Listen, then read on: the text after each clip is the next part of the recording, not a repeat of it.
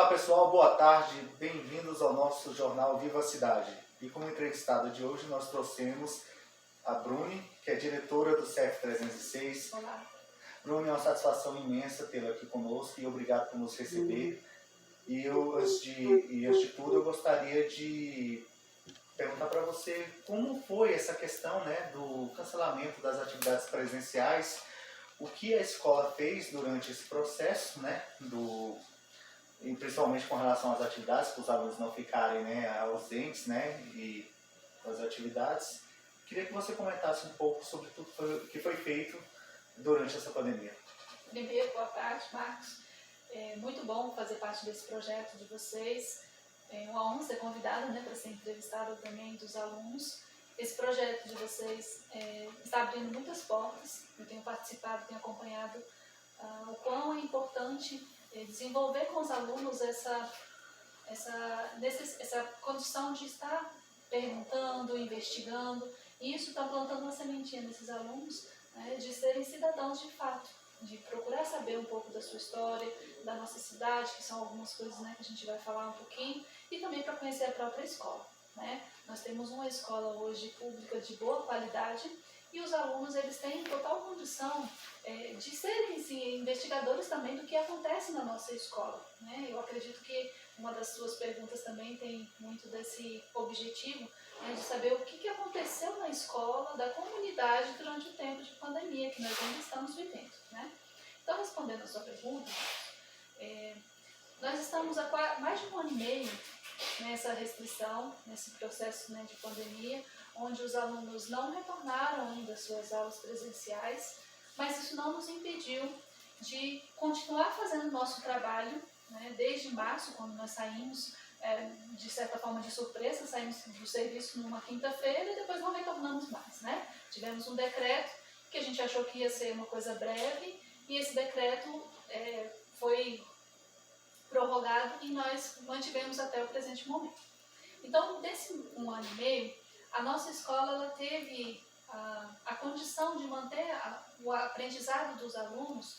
Num primeiro momento, a gente entrou em contato com os professores e pediu, de certa forma, voluntariamente, porque nós não tínhamos ainda documentos, a gente não sabia nem como ia se desenvolver essa situação, e alguns professores voluntariamente nos ajudaram a manter o contato com esses alunos através de atividades impressas. Então, a nossa escola foi uma das pioneiras a desenvolver esse trabalho e que futuramente, né, no segundo semestre, a partir de julho, um decreto da Secretaria de Educação já normatizou essa prática que a gente já vinha fazendo há muito tempo. Nós ficamos 8 semanas entregando tarefas impressas e essa atividade foi passando para a comunidade. Nós tivemos um ótimo contato com eles através das nossas redes, né, de Facebook, Instagram, conseguimos muito contato pelo grupo de WhatsApp, foi uma das ferramentas que mais nos ajudou a aproximar desses alunos, da família dos alunos. E essas tarefas nós mantivemos semanalmente a entrega delas e a partir de julho, né, com a plataforma Escola em Casa, aí eles já puderam fazer o uso da plataforma para continuar os seus estudos. Excelente. Diretora, houve algumas perguntas, né, claro, dos nossos repórteres, né, dos nossos alunos. E uma das perguntas que eu achei até interessante, que eu até poderia ter respondido para eles, mas eu acho interessante que a senhora responda, porque para não se achar que houve um puxamento de sardinha, como diz naquele termo belego, né? Sim. A senhora poder falar com a propriedade que tem de ser gestora da escola, né, do grupo de professores, como foi a questão, como a senhora observou essa questão dos pais, hoje eles aprenderam a reconhecer a questão do quão é difícil, né, e dos obstáculos que se tem na questão do ensino-aprendizagem, e junto com a pergunta, que foi uma pergunta de uma repórter, como os professores reagiram à questão de ficarem longe dos seus alunos? Como a senhora observou isso? São 2 perguntas importantes, né? Então eu vou responder a primeira e, de certa forma, acabo respondendo a segunda também. Sim. Esse processo de pandemia modificou a vida de todo mundo. Não tem uma pessoa que não tenha sido afetada, né, com tudo isso que nós estamos vivendo. E essas mudanças, elas foram na vida pessoal, na vida profissional, E no nosso caso também nos afetou, porque a educação está presente na sociedade, não tem como, né? E esse tempo todo afastados das aulas presenciais, com certeza os pais tiveram mais tempo de estar próximo dos seus filhos. E nessa situação, claro que alguns pais passaram a ver de uma outra forma, né? Eu acho que esse novo olhar para o trabalho dos professores, isso veio como algo positivo. A gente entende e recebeu muitos elogios até da família, percebendo o quão difícil é o ensino. Porque muitas vezes o pai, ele aprendeu, né? Ele estudou, ele sabe fazer, mas ele não pode fazer a tarefa para o filho, né? Então ele precisa ensinar como fazer essa tarefa. E a gente sabe que muitas vezes ensinar é muito mais difícil, não é verdade? Então, os professores também tiveram muita disponibilidade, boa vontade, paciência também com as famílias e ficaram mais próximos dessas crianças, porque eles perceberam que as crianças precisavam desse contato também. E não adianta só ter uma aula numa plataforma como se fôssemos adultos num curso EAD, né? Um curso à distância que você entra lá na hora que você tem um tempo, você faz a sua tarefa e envia. Com as crianças não tem como ser assim. Então, respondendo a sua segunda pergunta, os professores também se sentiram no dever, de certa forma, de ajudar essas crianças nesse período. Aí nós tivemos o recurso do WhatsApp, nós tivemos o recurso do Meet, né, que é um aplicativo que favorece esse contato, né, uma chamada de vídeo para o professor estar fazendo essas aulas. E a família também, né, e estar próximo desse período que as crianças não puderam ainda retornar para a escola, mas que de toda forma a gente está tentando minimizar essas perdas nesse 1 ano e meio. Certo. Uma outra pergunta que foi feita, mais direcionada especificamente para você, Sim. qual seria o perfil de um bom gestor, de um bom diretor de escola? Eu vou pensar assim quais as melhores palavras que eu posso explicar, porque às vezes a gente pensa que o gestor, ele fez um curso, né? Ele aprendeu, ele está aqui e ele é diferenciado. Não, nós somos professores. Eu sou professora, a professora Mailene. Nós estamos representando um grupo de pais, um grupo de professores e nos colocamos na condição de cuidadores desse espaço da escola num determinado período. Então, não se formou gestor, não se formou um diretor da noite para o dia, né? Nós temos aqui professores, como você, como outros professores também, que estão disponibilizando um tempo para cuidar do bem público, que é a nossa escola. Então, o que é ser um bom gestor? Primeiro, saber cuidar do bem público. O que é público é de todo mundo. É o que existe uma confusão muito grande, né? O que é público não tem dono. As pessoas se apropriam do que não tem dono. E aí vem aquelas corrupções que a gente sabe, né? É de todo mundo, então cada um tira seu proveito. Não. Acho que a primeira coisa a entender é que você é responsável por uma coisa pública. E se ela é pública, eu preciso ter clareza, eu preciso ter transparência, a comunidade precisa saber o que está sendo feito, eu preciso dar satisfações o tempo todo, porque eu estou aqui temporariamente, mas eu tenho que administrar da melhor forma possível para que essa comunidade tenha benefícios com essa escola, né, com tudo que a gente mantém aqui. Então, acho que para quem fez a pergunta, o principal é ter essa noção de responsabilidade com a coisa pública. Excelente. A segunda pergunta, né, que é uma pergunta mais de um âmbito geral da escola, né, houve algum tempo atrás aqueles indícios, né, de uma possibilidade de ataque a uma escola aqui do Recanto das Emas. Sim, eu acompanhei. E criou-se aquele medo, né, do 306 ser um possível alvo. E nós, assim, eu como professor, né, que trabalho aqui, eu notei que havia realmente algumas falhas, você já até havia mencionado. O que foi feito na questão da melhoria da questão estrutural de segurança da escola? Nós passamos aí uma semana complicada, né, com essas notícias que deixaram assim, a comunidade, de certa forma, insegura. Não tivemos nenhuma informação de que seria a nossa escola, né, oficialmente não houve nem pela regional de ensino, nem pela polícia, nenhuma confirmação que a nossa escola seria esse alvo, né? mas a gente não precisa esperar isso acontecer de jeito nenhum. Então a nossa escola, ela tem passado por algumas mudanças estruturais visando essa questão da segurança. Uma delas é a ampliação do muro, né? Foi feito 60 centímetros a mais do muro lateral para que impedisse, né, essa facilidade de entrar na nossa escola, que em alguns momentos, em outra gestão já aconteceu, porque existe um desnível. Do lado de fora, o muro era bem menor do que pelo lado de dentro, exatamente. porque a nossa escola ela é mais baixa pelo lado de dentro, né? Então existe esse desnível. E o muro parecia muito mais baixinho de lá. Então, por isso, foi feito, né, essa elevação em 60 centímetros, foram trocados todos os fios de arame farpado que já existia, né, no projeto, foram trocados por arames novos. A iluminação da nossa escola, a gente tem aguardado, estamos aguardando, na verdade, uma manutenção, porque nós temos 10 postes dentro da escola. E esses postes, eles não são responsabilidade da SEB, né, porque eles estão dentro da escola. Então, a gente tem ali uma responsabilidade com essa manutenção. Já foi feito um pedido, né, para a empresa de engenharia que faz a manutenção e eles vão fazer uma verificação da parte de fiação, porque na verdade não são as lâmpadas que estão queimadas, existe algum problema na estrutura de fios. Então os engenheiros já estão fazendo, né, esse levantamento para que seja feita a melhor iluminação ainda da escola. É um dos pontos também que a gente pensa na segurança, né, de estar um local bem iluminado. E o outro, a gente tem pensado na estrutura, né, dos nossos acessos à nossa escola.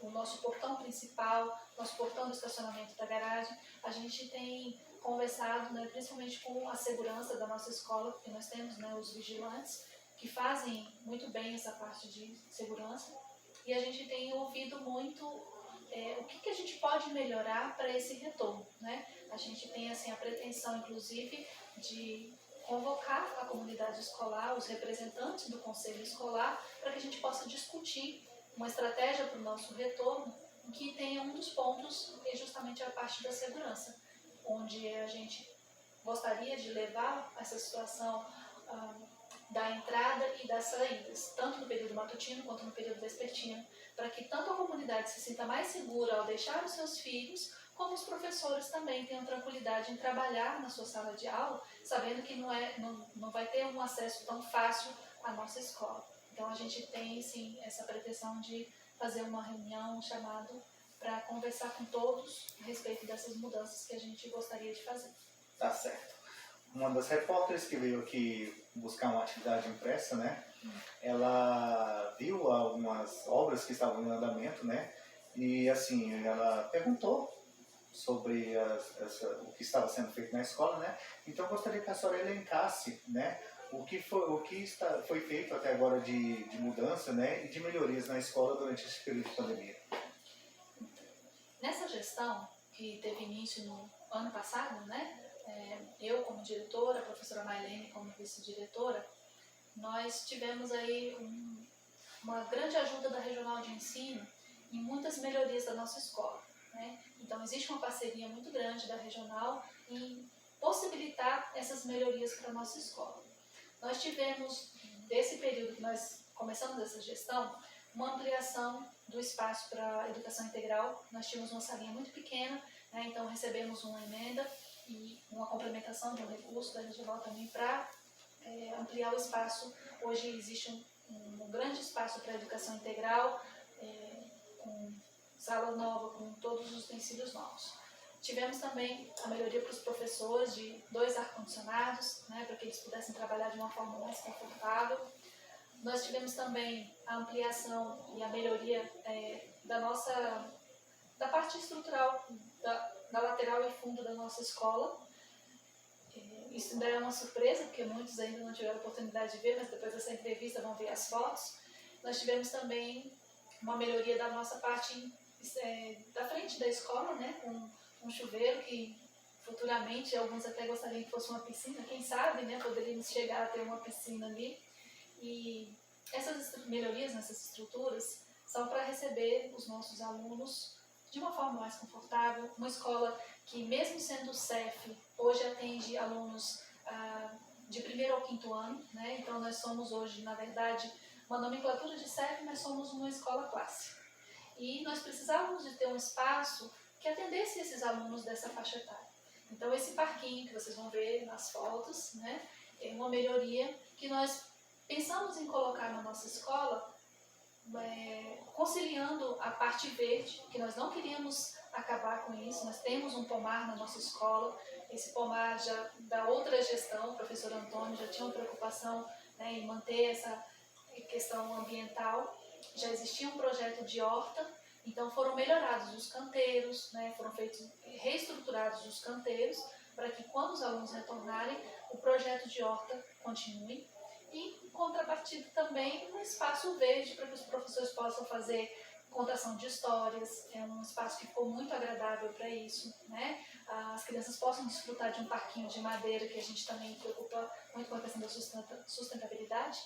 E nós temos as árvores, né, frutíferas, que quando estiverem no período, né, as crianças também vão ter acesso. Nós temos uma parreira, nós temos goiaba, limão, graviola, vou elencar todos os nomes, vou ver se eu lembro de todos. Temos pitanga, amora, e fora tem uma bananeira também, com a banana docinha, toda adubada com adubo orgânico. Nós temos aí também um projeto de compostagem, né, com os resíduos orgânicos da nossa cozinha, né, a gente pretende trabalhar com as crianças a questão de adubar a terra de forma orgânica, né, sem agrotóxico, e a gente tem o resultado disso numa banana docinha que a gente consome aqui na escola e que os alunos também vão poder consumir um dia desse quando estiver retornando aí. Olha só, pessoal, primeira mão, hein? Somente aqui no Viva Cidade. Nós trouxemos aqui as melhorias que ainda não eram surpresa, não são mais. A gente trouxe aqui em primeira mão para vocês. E a senhora tocou num ponto interessante sobre a questão da reforma do espaço da educação integral. Sim. E houve uma pergunta com relação a isso, se há uma data para o retorno da educação integral e que modalidades vão ser ofertadas na educação integral, se já tem um planejamento para isso. A educação integral, ela tem início quase que no mesmo período das aulas. A gente precisa de mais ou menos uns 15 dias para organizar, porque nós divulgamos as vagas, né, precisa ser feita uma ficha de inscrição para que a gente possa atender esses alunos. O ano passado nós já iniciamos com uma turma de 4º e 5º ano, porque nós temos 50 vagas matutino e 50 vagas vespertino. Então os alunos ficam no contraturno, né? Então nós ofertamos sempre 100 vagas, inicialmente para turmas de 4º e 5º ano, porque os nossos monitores, eles são educadores sociais voluntários, né? Então muitos deles estão ainda terminando seus cursos de pedagogia, na grande maioria. Alguns são também professores que estão aqui como monitores, mas a gente entende que a faixa etária de 4º e 5º ano, eles conseguiriam atender melhor, né? Porque alunos pequenos do 1º, 2º e 3º ano demandariam um cuidado maior por parte dos nossos voluntários, né? Então, inicialmente o projeto ainda é para 4º e 5º ano. Aí a gente disponibiliza essas vagas com uma ficha de inscrição, as crianças levam para casa e as famílias, né, que demonstram interesse preenchem uma ficha para que a criança possa ficar na escola no contraturno. A nossa educação integral hoje é de 8 horas. Isso significa que ela passa 5 horas na escola, no período que ela estuda, e mais 3 horas num contraturno fazendo as suas atividades. Português, matemática, trabalham a questão do artesanato e os projetos, né, que são fora da escola. Muitas vezes eles têm parceria com o projeto do Parque Educador, né, eles visitam outros lugares, então é muito rico o projeto da educação integral. Certo. Uma outra pergunta que foi formulada, né, inclusive com a colaboração de uma mãe, de um dos nossos repórteres, né, ela elogiou a iniciativa do projeto, do jornal, e achou muito interessante a questão da entrevista com o administrador, Carlos Dalvan, né, e ela fez uma seguinte pergunta junto com a repórter, foi assim: a senhora como professora, né, a senhora acha que a questão da leitura do jornal hoje em dia pela sociedade foi um pouco deixado de lado esse costume e começou-se mais a ler opiniões e não notícias? Como que a senhora vê a questão positiva desse jornal na formação dos educandos? 100% positivo, né? como você disse, eu também sou professora de filosofia, né? Remete a crítica ao pensamento, sim, né? A importância que eu atribuo também à questão da leitura, né? Sou pedagoga também, e eu lembro da minha infância, na imagem de ver o meu pai com um jornal, que ele recebia todos os dias, Clássico, jornal impresso, né? Uhum. Então, muitas casas tinham esse costume. De manhãzinha, era jogado o jornal na porta da nossa casa, né? Então, isso daí eu cresci vendo isso. Eu lia os jornais também, aprendi a ler o jornal, porque existem vários cadernos, como vocês estão fazendo, né? À disposição dos cadernos hoje. Mas, com o tempo, isso foi se perdendo, né? Ganhamos de um lado com a questão da tecnologia e a rapidez da informação, né? Com a internet, que hoje é um mundo que você tem uma facilidade imensa, mas também perdemos com esse hábito, né, do jornal impresso. Então, provavelmente, muitos dos nossos alunos não tiveram oportunidade de vivenciar isso, ou de conhecer esse tipo de jornal impresso. Mas o costume de ler, ele independe. Ele pode ser feito tanto pela internet, porque nós temos os mesmos jornais hoje em mídias digitais. Ele pode ser lido, né, as reportagens, na própria internet. Basta que a gente tenha realmente um interesse, e aí entra o lado da filosofia, né? A curiosidade, aquele querer aprender, querer descobrir a nova informação. E não só ler títulos, né? Só as matérias assim, eu li só a manchete, por exemplo. A chamada. Pronto, isso me basta. Não, é importante que você leia revista, é importante que você leia bons jornais, que você esteja assim, buscando outras opiniões, né? Então, a iniciativa da escola, né, dos professores do 5º ano de estar promovendo esse jornal é fantástica. A entrevista participei também com o nosso administrador, foi um ponto muito positivo, como eu disse no dia, a prática de aproximar a comunidade do poder público, Isso. que é uma coisa que a gente quase não tem hoje, né? Então, parece tão distante. Falar com o administrador da cidade, nossa, era uma coisa muito longe, né? Você não tinha acesso. E ele foi muito solícito com os nossos alunos, foi uma entrevista muito boa, assim, eu participei de todo o processo. E isso deveria ser muito mais corriqueiro, as crianças poderiam ter mais facilidade e crescer com esse hábito, né? De que não existe essa distância tão longa. Quanto mais a gente está próximo do poder público, mais a gente exerce também o nosso papel de cidadania. O desenvolvimento, né, do exercício de cidadania, como a senhora falou, através desse mecanismo, né, que foi essa ação do jornal, e é claro, com a participação, né, da equipe gestora, né, você, a Mailene, principalmente a supervisora Antônia Célia, que sempre foi uma das que iniciou, né, a proposta, depois veio a professora Joyce, né, com essa proposta do jornal. Aí houve um questionamento da seguinte maneira: como a senhora identifica a questão da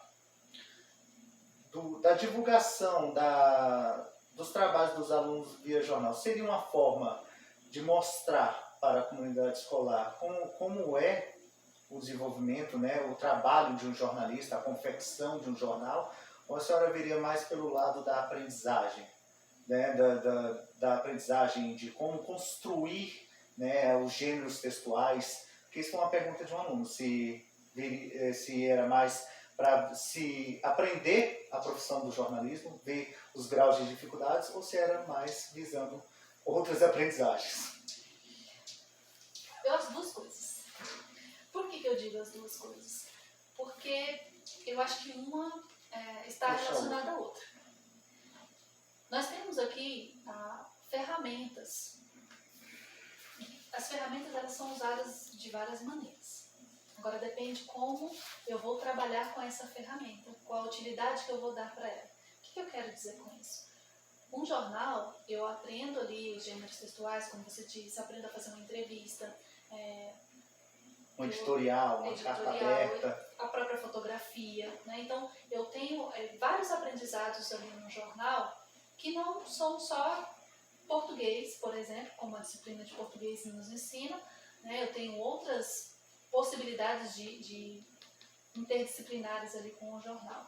E também, como não plantar uma sementinha nesses alunos que futuramente podem ser os nossos novos jornalistas? né? Então eu acho que a escola ela promove muito isso. Ela promove no aluno a curiosidade e o incentivo para que ele possa desenvolver alguma profissão futuramente. E essa do jornalista, hoje é importantíssimo, né?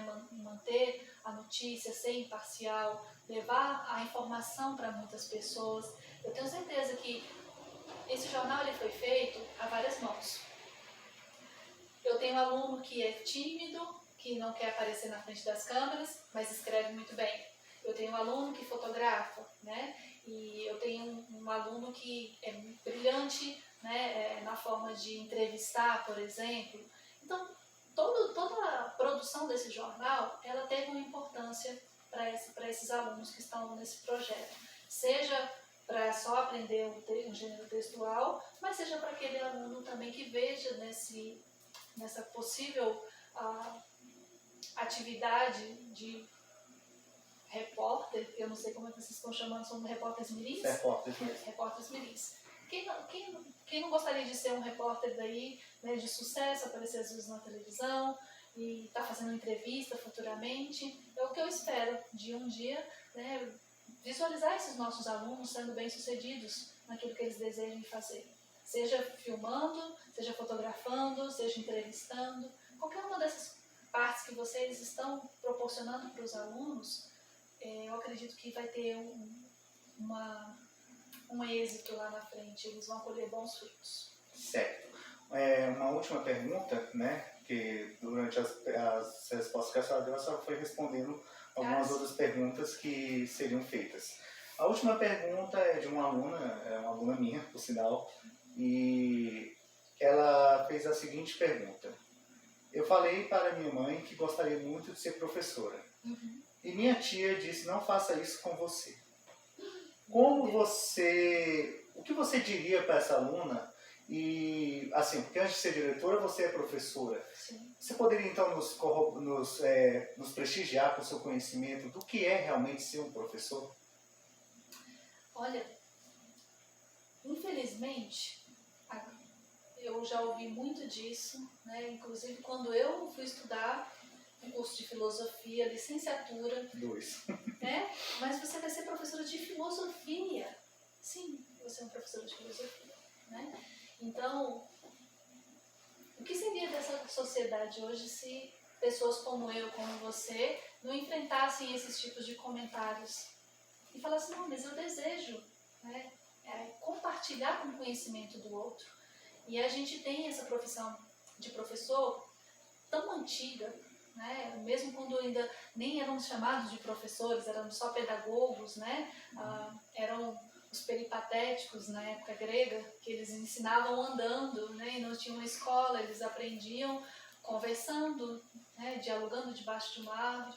Isso é um processo de ensino-aprendizagem, né? E isso foi aprimorando com o passar dos anos. Mas se alguém não tiver vontade de fazer isso, como é que a gente vai ter um futuro?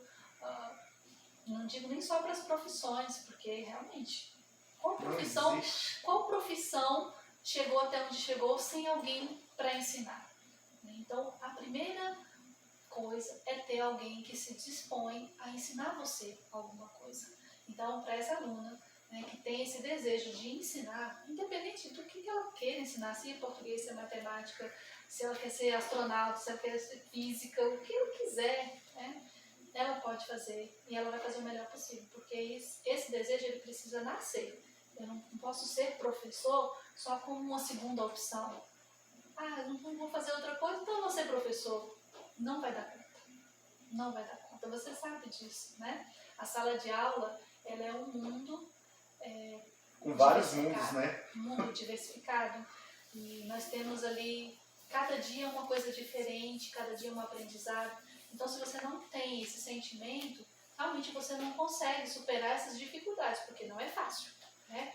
É uma disciplina tão difícil quanto outras, como ser uma advogada, é tão difícil quanto ser um engenheiro, porque nós estamos trabalhando com pessoas, né? Com pessoas com vidas diferentes, com dia a dias diferentes. Então, a gente precisa ter essa sensibilidade de olhar para o outro, né? E às vezes as pessoas elas veem a nossa profissão com um desmerecimento, né? Não nos veem assim com essa qualidade ou com essa atribuição de estar preocupado com o próximo. Eu penso que é muito se doar. A profissão de professor, e no meu caso, ela começou nas brincadeiras de infância, porque eu já brincava de escolinha com os alunos invisíveis, né? Eu era professora e eu tinha os meus alunos, eles tinham nomes, tudo, mas assim, eu já tinha em mim esse desejo, né, de estar numa sala, de dialogar, de conversar. E tem aquela questão, né, que ela, como ela falou, né, da questão do de desencorajar a criança para uma profissão tão nobre, tão bonita. Tão nobre. E, assim, falando de mim, eu vi, assim, que eu podia ser o que eu quisesse, menos professor. Eu vi isso, inclusive, de pessoas que eram professores, porque tanto pelo meu jeito de ser, como até mesmo pela baixa remuneração, né, pelo baixo reconhecimento da sociedade, né, da profissão de professor, e eu acabei vindo parar, né, com todo o esforço como professor. E assim, eu queria, antes de encerrar, né, a entrevista, que a senhora também falasse um pouco sobre não desencorajar as crianças sobre os seus sonhos, porque a senhora sabe melhor do que ninguém, né, não só pela sua formação acadêmica de pedagoga e de filosofia, né, como mãe, né, como uma profissional da área de construção de sonhos, que isso é a educação. Então eu gostaria que a senhora também mandasse uma mensagem para essas pessoas que tentam desestimular as crianças, né, a terem os seus mais diversos sonhos. Você falou uma coisa tão importante. Quando a gente sonha, a gente está no mundo das ideias, da imaginação, né? Então, no mundo da imaginação, a gente pode tudo. A gente pode ser o que a gente quiser. Não existe limite para a imaginação. E o professor ele faz muito isso com as crianças. Na educação infantil, na roda de conversa, na contação de história, né? As crianças elas interpretam personagens, elas são o que elas querem ser.